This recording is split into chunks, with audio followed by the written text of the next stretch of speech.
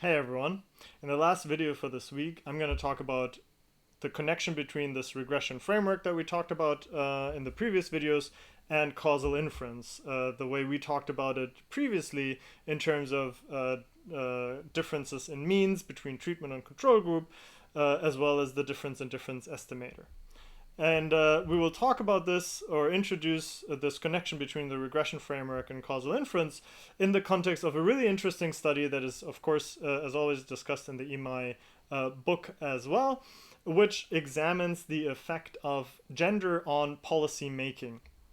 And specifically, the question that the researchers here are trying to answer is whether women promote different policies than men if they are in office, right? And so we could examine this using observational studies, for example, by just kind of selecting certain districts or certain states and comparing policies adopted by female politicians with those adopted by male politicians. But of course, there are a lot of potential confounding factors that might affect both who gets into office and what kind of policies are ultimately enacted. And so these observational studies will ultimately not give us so much information about the causal effect of gender or the gender of the politician on policy making. So what the researchers leverage here is a really interesting randomized natural experiment in the context of Indian local politics, which is one of the rules for these local village councils, which are called Gram Panchayat or GP. Here, in some districts, or in 1/3 of village councils, the council heads are reserved for women. So that means a woman it's guaranteed that a woman will hold that seat, versus in others where that is not the case, right? It is guaranteed that in 1/3 of village councils will be a woman holding that office, and that is assigned at the level of these councils itself, right? So that basically ensures that we have kind of a quasi-random allocation of certain council heads being women versus others, right? And each of these councils kind of oversee and make policies for multiple villages, right? And if we're kind of thinking about this in terms of causal inference, of course, we can think a little bit about what really does it mean, what does the effect of a female politicians really imply from a causal inference perspective, and of course, we want to think about this in terms of counterfactual kind of if this politician kind of was comparable on all other kind of characteristics besides gender, what effect does that have on the underlying the policies that are ultimately enacted, right? And so the hypothesis that we can test here is that, or looking at whether female politicians ultimately represent the interests of female voters, or vice versa, male politicians represent the interests of male voters. And we can look at these differences due to the fact that female and male voters have diverging or different kind of policy preferences, or put different emphasis on different issues. So female voters complain more about or are more concerned with the quality of drinking water, while male voters tend to complain more about irrigation, so are more concerned with the quality of the irrigation system as compared to with the quality of the drinking water, right? So ultimately that means we can examine to what extent gender of the council head ultimately influences outcomes in terms of the relative emphasis or policy output in terms of drinking water quality and the irrigation system. And so the data that we have looks as follows. We have a couple of observations. We have an identifier for these village councils, the GPs. We have identifiers for each village. So again, there are multiple villages within each council. Then we have a binary variable that indicates whether the GP was reserved for a woman, for women leaders or not, which is kind of the random treatment or quasi-random treatment allocation. We have an indicator whether the GP had a female leader or not. Of course, even the non-reserved seats can be occupied by a female leader. And then we have two variables that measure policy outcomes. One is irrigation, so that measures the number of new or repaired irrigation facilities in the village since the reserve policy started, and water, which is a measure of the number of new or repaired drinking water facilities in the village since the reserve policy started. Okay. And if we want to load this data, this is also on, as always, on RStudio Cloud as well. We can see kind of the structure of the data set. We have 322 observations and for basically 322 villages that are kind of clustered in these GPs, these councils. Okay.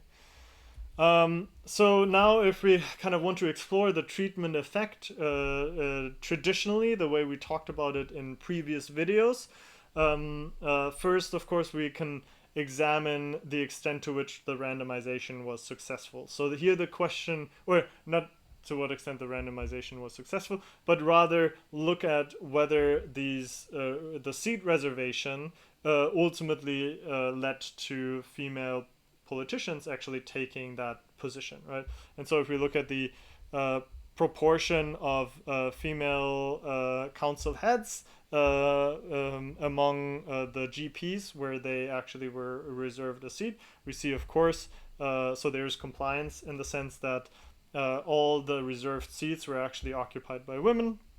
And we see among the remaining seats that were not reserved, the percentage of women is actually incredibly low, right? So in that sense, that kind of also shows that this type of measure is necessary, because for the remaining seats, we only have 7% of female council heads. All right, but the key aspect here is that which council head, which GP head was reserved is kind of we can assume that it's kind of quasi random, and that allows us to use that assignment as a treatment indicator, or allows us to kind of use that assignment to examine the causal effect of a female versus male council head. So if we kind of want to try to estimate this in terms of differences in means, we can do that kind of using the methods that we developed in previous weeks. We can look at the difference in average drinking water facilities for those that were reserved, for those seats that were reserved for women and those that weren't.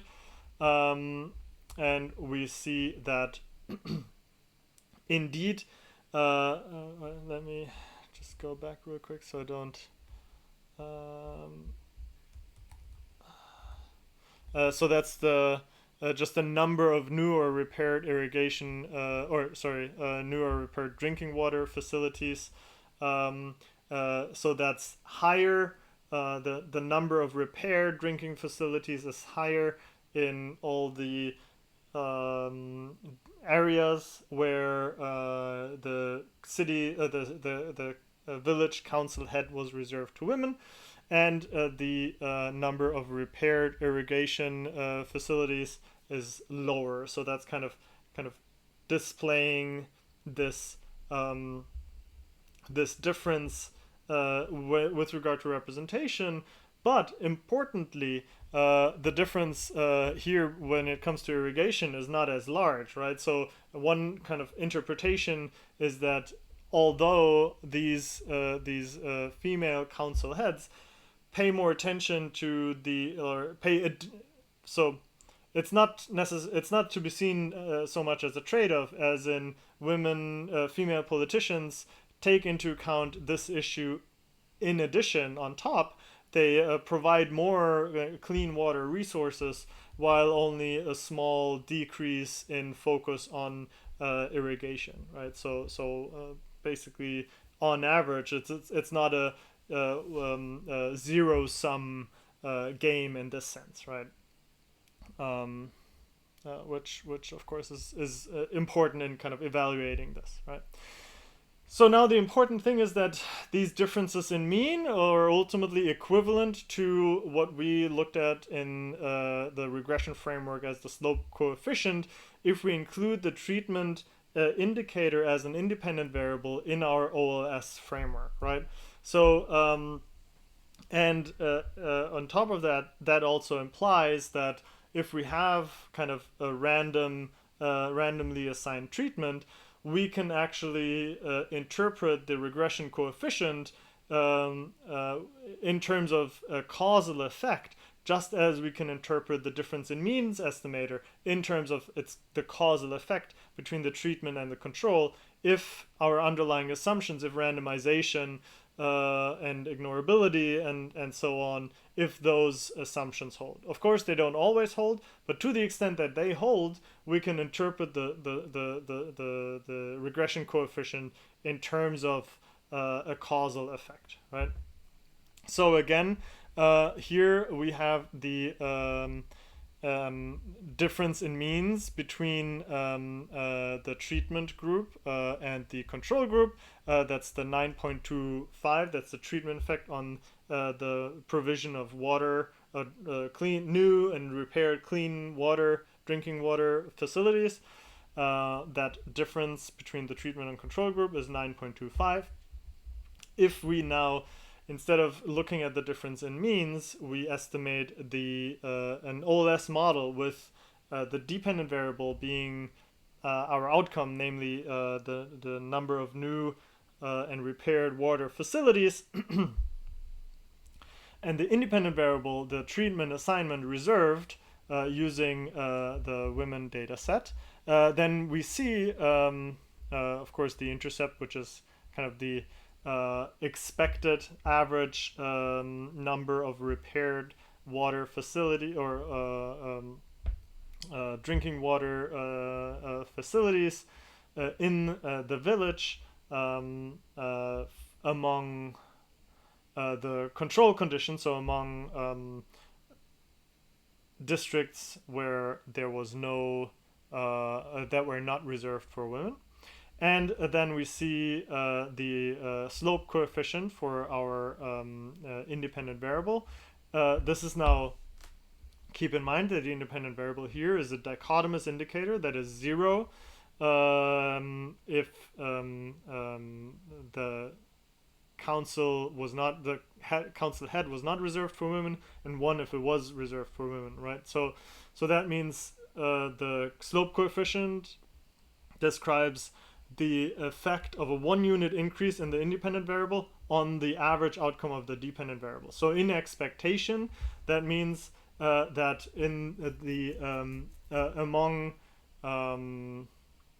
councils where the council head was reserved for women, the average number of new clean drinking water facilities is 9.25 is 9.25 higher in terms of the scale of the dependent variable. And that, of course, is equivalent to the difference in means estimator. And that's the key aspect, right? If we have a dichotomous independent variable, the slope coefficient describes the difference in means between the treatment and the control group, or the group where the independent variable is equal to 1 and the independent variable being equal to 0, right?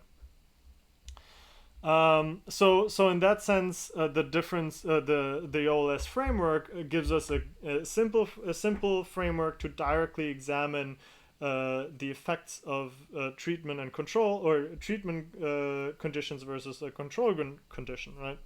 But we already had several examples where we didn't only have one treatment condition, but we actually had multiple treatment conditions. For example, in the social pressure experiment that we talked about, where people received different types of letters urging them to participate in an election.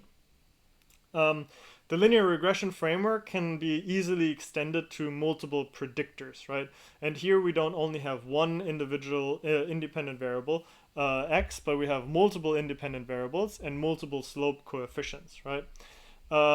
In this multi-level or in this multiple regression framework with multiple independent variables, the underlying logic is still the same. We just have multiple predictors, right? But ultimately, we're still trying to minimize the sum of squared residuals, and we're kind of just trying to find the best fitting, or the estimates for alpha and beta 1, beta 2, and so on, that minimize the average or the summed squared deviations between the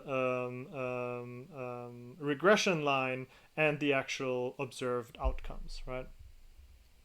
To kind of put this into a concrete example, we will go back to our social pressure experiment that we talked about before, and rather than looking at the differences or computing different averages across these different message conditions, we can now just run a linear regression with outcome with the outcome being turnout in the 2008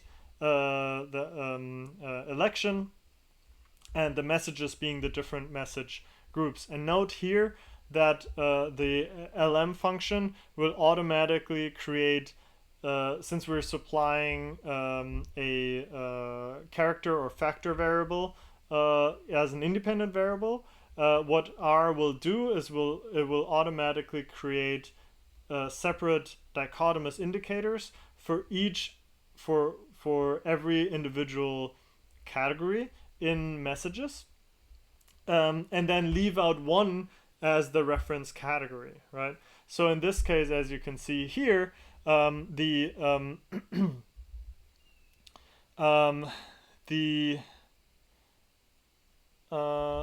let's see. Yeah, so in this case here, the civic duty condition is the baseline category that we're comparing every other group to, and ultimately that means compared to the civic duty condition, the control group, the turnout rate in the control group was 1.7 percentage points lower. And we see the difference between the Hawthorne message, that was the message you're being studied, versus civic duty, and the neighbors study versus civic duty, right? We can also and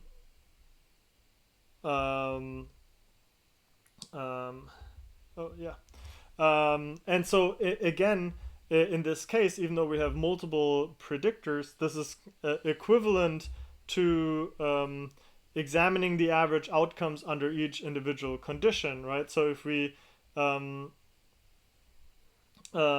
want to, based on this model, look at the predicted values that or kind of the average outcome under each individual condition, we can use the predict function based on the model fit that we already that we estimated in our previous code here, and we basically provide a new data frame as an input that contains each individual condition. One is civic duty, one Hawthorne, control, and neighbors, and then we basically get predicted values for each individual condition, right? So civic duty expected outcome based on this based on this OLS model is about 31%, 32 for the Hawthorne condition, 29 for the control condition, and 37 for the neighbors condition.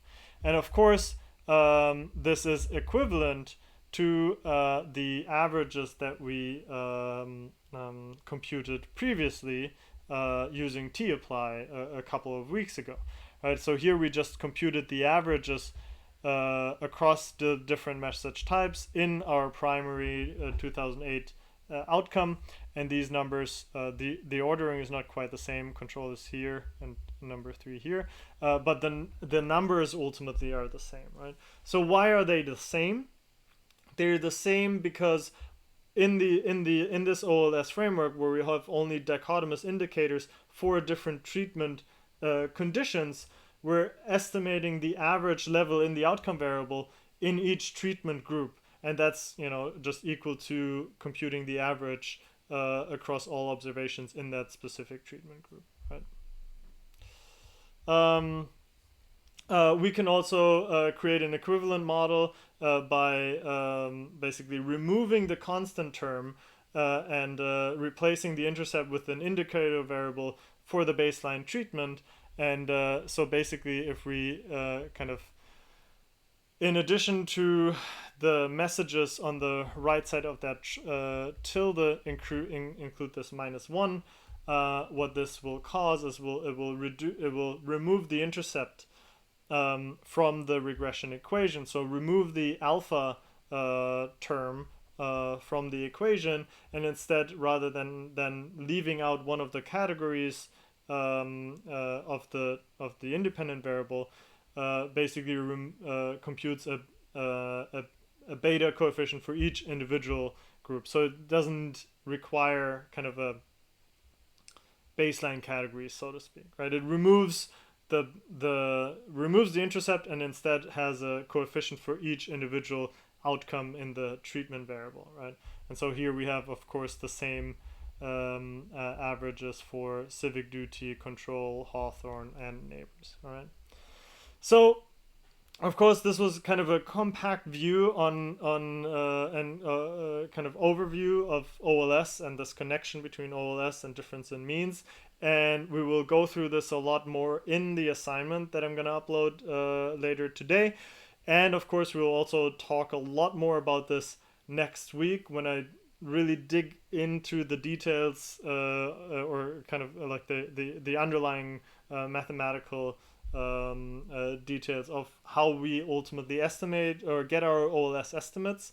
We'll actually kind of go through that step by step, and we'll talk a lot more about how do we interpret these coefficients, if they are dichotomous indicators, the way we kind of looked at it here, or when we look at it in terms of continuous independent variables as well.